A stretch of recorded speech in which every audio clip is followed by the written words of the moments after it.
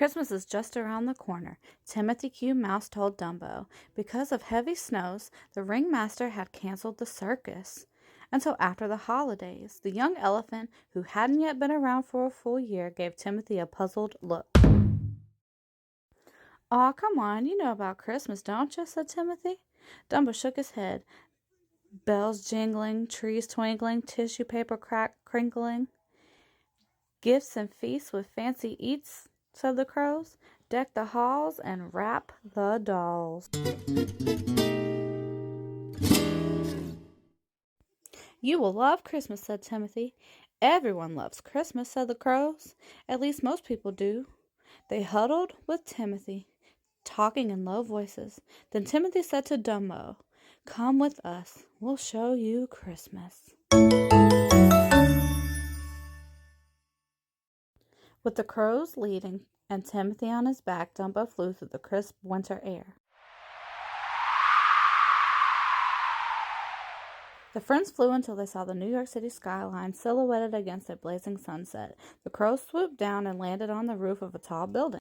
Below them, the street sparkled with a million white lights. An enormous tree, ablaze in color, overlooked an ice rink filled with skaters. Bumper-to-bumper cars honked at one another. People carrying bright packages moved faster than the skaters. "Now this is Christmas," said Timothy. Dumbo's eyes grew wide as he looked down upon all the holiday lights and decorations. "We can show you other kinds of Christmases," said the crows.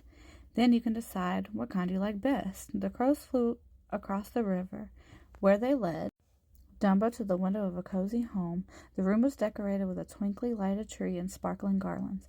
A woman looked on as her children hung their stockings by the fire and sang jingle bells.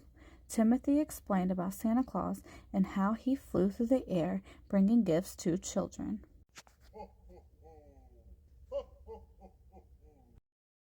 Dumbo's heart filled with gladness. If this happy family scene was Christmas, he wanted to be part of it. "You'd better see more Christmases before you decide," said the crows. On their next stop, they perched on the fire escape of an old run-down building. Looking in, they saw a large family huddled around a stove, sharing soup out of a kettle. There was no tree and not a single package. Dumbo didn't understand why everyone couldn't have a jingly, twinkly, crackle-crinkly Christmas.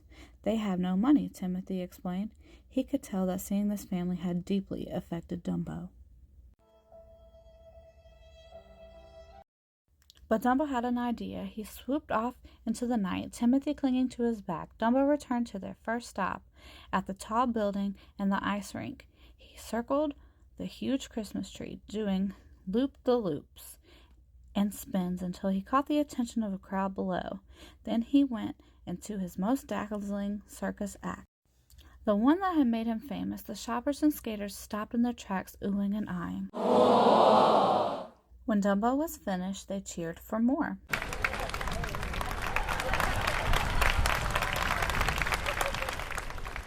Then an amazing thing happened. People opened up their overloaded bags and donated packages. After his encore flight, Dumbo collected a Santa-sized sack of presents. Then Dumbo and his friends flew through the windows of all the families they could find without Christmases, giving them a jingly, twinkly, crackly, crinkly Merry Christmas. It was late when they returned to the circus, and snow was falling.